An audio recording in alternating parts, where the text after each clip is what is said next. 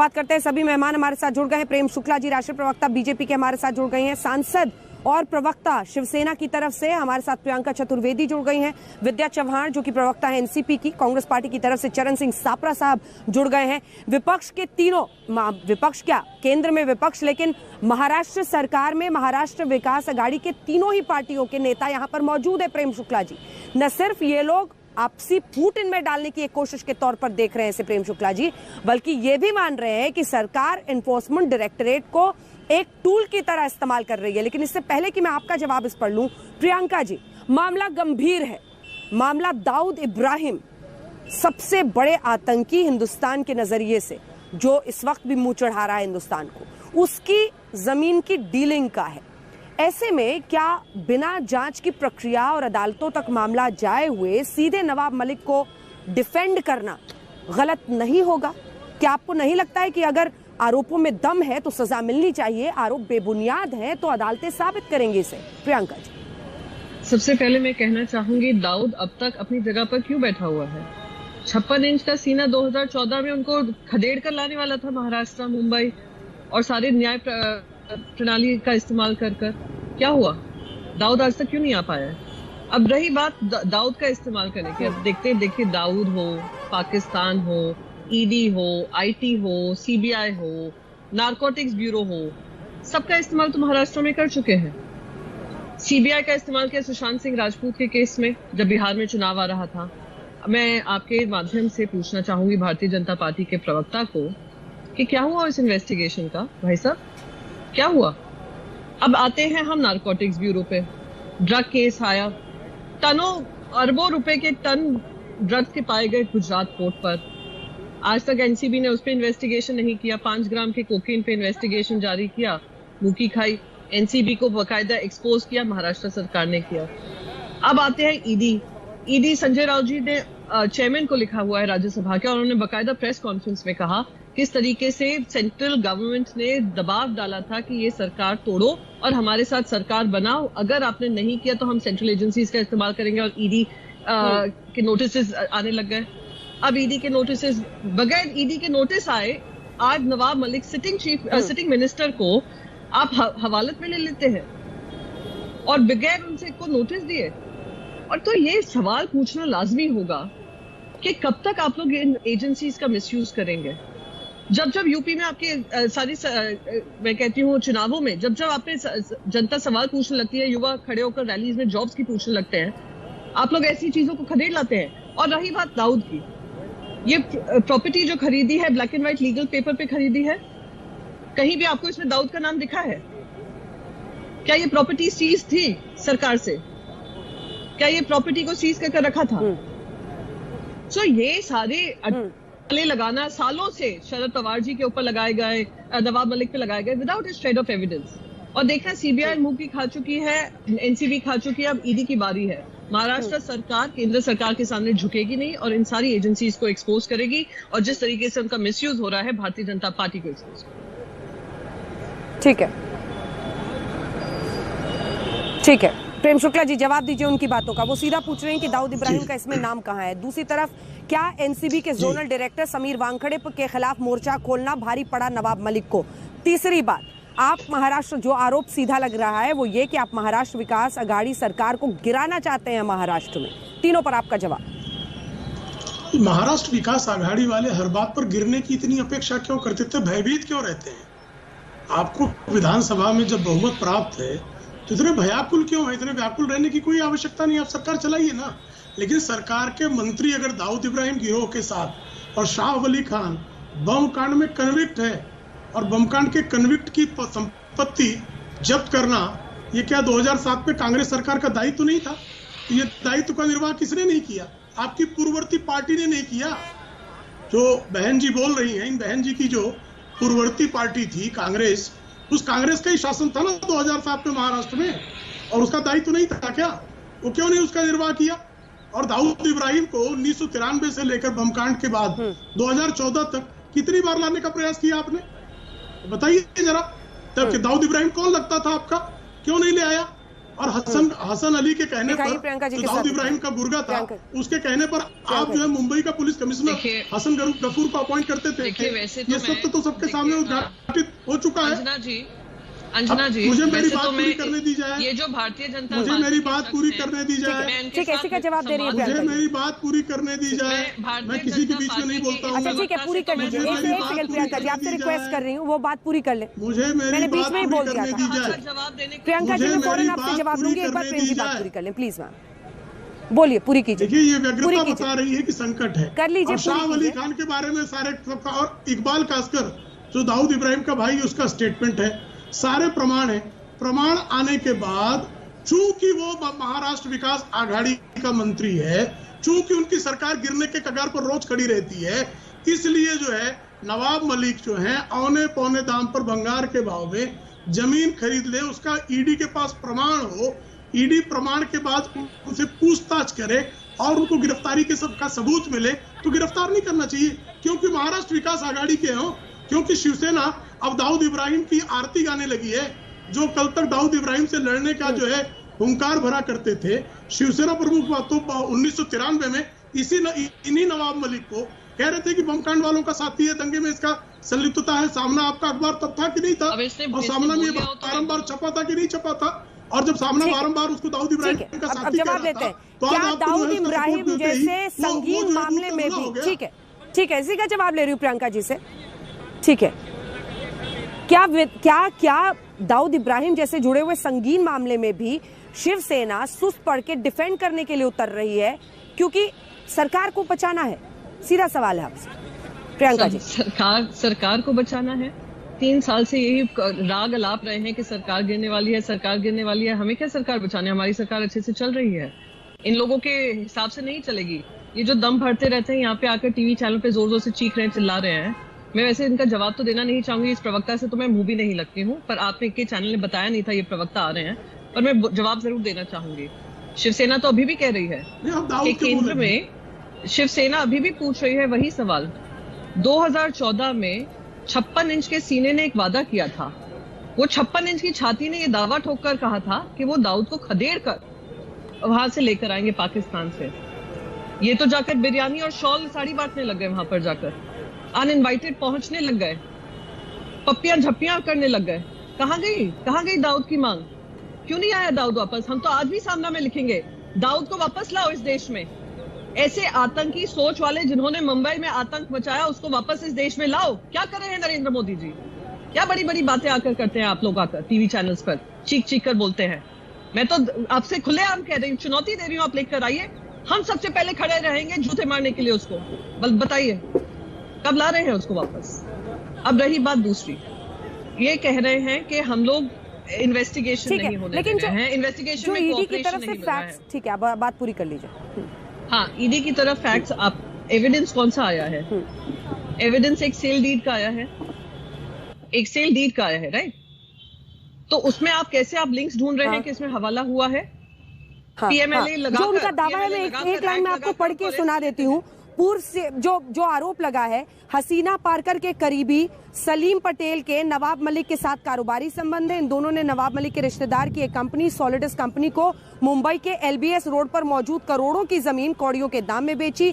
कुर्ला के LBS road पर मौजूद 3 एकड़ जो जमीन है वो सिर्फ 20 से 30 लाख में बेची गई, जबकि इसका मार्केट प्राइस 3.5 करोड़ से ज्यादा है।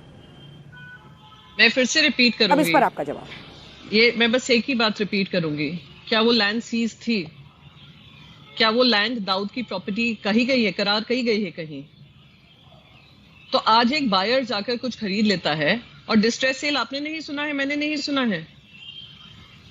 सो ये बार बार इतने ऐसे एविडेंस जो कोई भी कोर्ट ऑफ लॉ में धज्जियां उड़ाकर सरकार की और ईडी की बेइज्जती कर दिया जाए और उस पर हम यहाँ पे डिबेट करें, मुझे थोड़ा तो लगता है कि कहीं ना कहीं हमें फिर से ध्यान रखना चाहिए कि एलिगेशंस के आधार पर क्रिमिनल माइंडेडनेस प्रूफ नहीं हो सकता है। There has to be evidence backed by proof, जो एज ऑफ नाउ ना सीबीआई के पास था सुशांत सिंह राजपूत के समय, ना एनसीबी के पास था ड्रग्स केस के मामले के समय, और ना ईडी के पास पाया जाएगा जब कोर्ट ऑफ लॉ में ये पूरी बात आएगी। ये मैं आपको यहाँ पे ही कह सकती हूँ, ये सिर्फ और सिर्फ पॉलिटिकल वेंडेटा है, विच हंट है, और ये बौखलाई हुई भारतीय जनता पार्टी, क्योंकि 3 साल से भारतीय जनता पार्टी सरकार नहीं बना पा रही है, इतनी कोशिश करने के बाद, डराने के बाद, धमकाने के बाद, खुली चुनौती देने के बाद, डेडलाइन देने के बाद फिर भी नहीं कर पा रही है।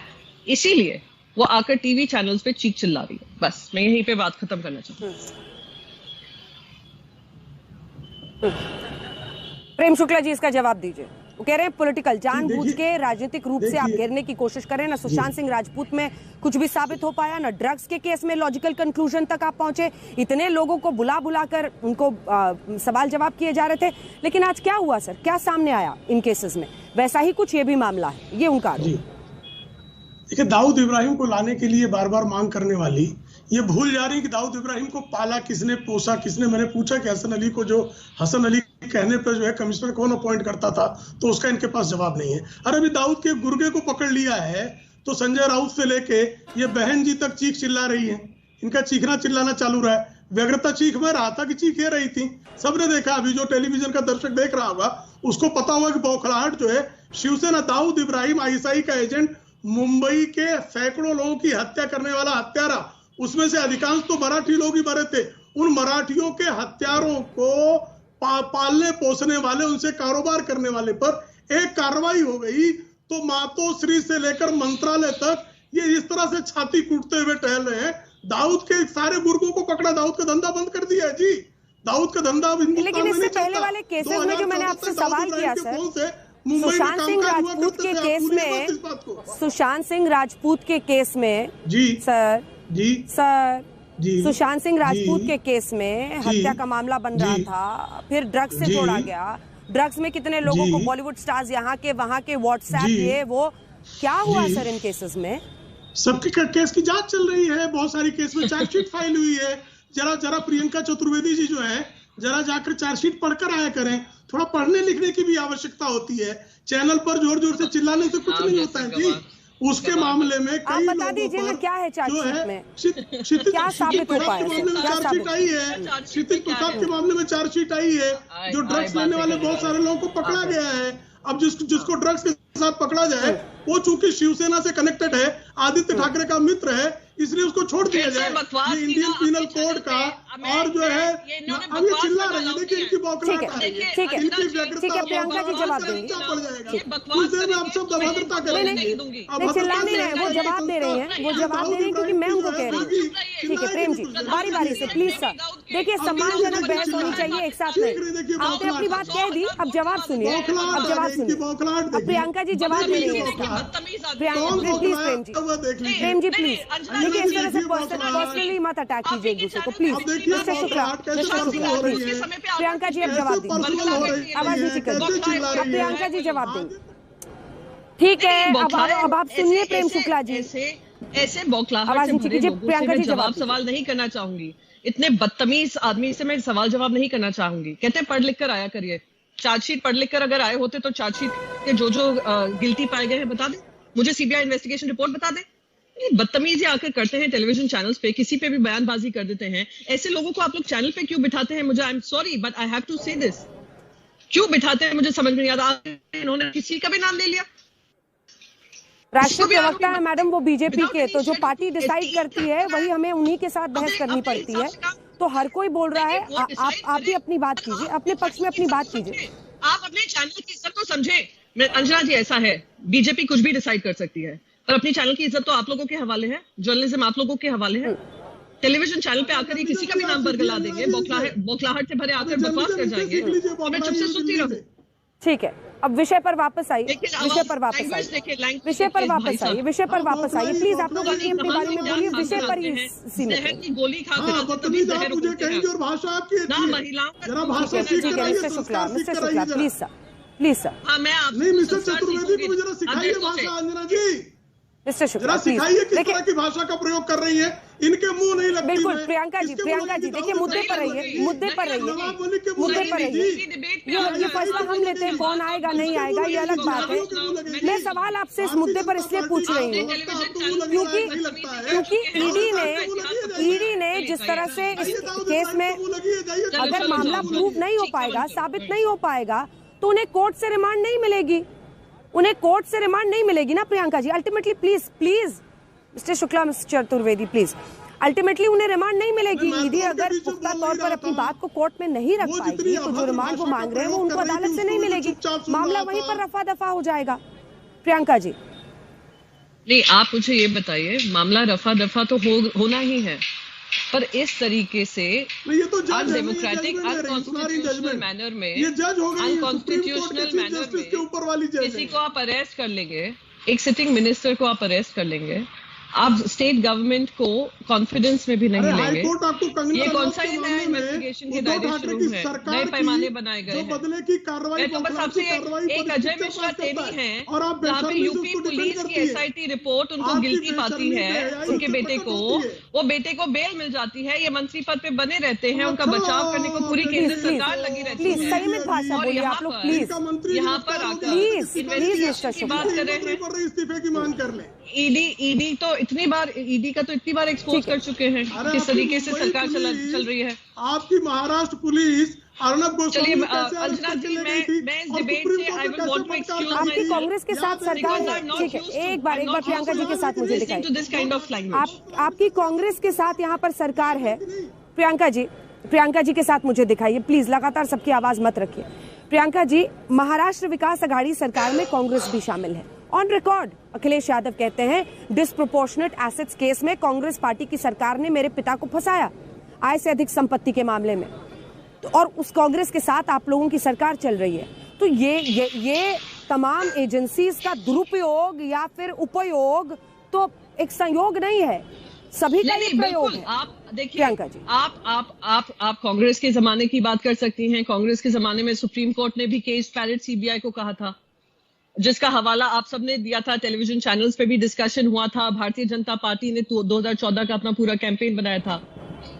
पर इन्वेस्टिगेशन एजेंसीज का पूरा कॉन्स्टिट्यूशन ही बदल डालना, डेमोक्रेटिक प्रिंसिपल्स ही खत्म कर देना, फेडरल स्ट्रक्चर को तहस नहस कर देना बिकॉज ऑफ पॉलिटिकल वेंडेटा, और इतना ब्लेटेंटली करना एक ही राज्य सरकार पे केंद्रित होकर, कहीं ना कहीं सवालिया निशान आप पे खड़े होंगे ना। यही सारी बातें, मैं बस एक चीज कहना चाहूंगी, 2014 में आपने यही चीजों का हवाला देकर वोट पाए थे और उसी चीज का आप इस्तेमाल करें। देश की जनता ने उनको नकारा है ना, कांग्रेस पार्टी को सरकार केंद्र में नहीं बनाने दी, तो आप वही करेंगे, आप उससे 10 कदम आगे बढ़ेंगे। ठीक है।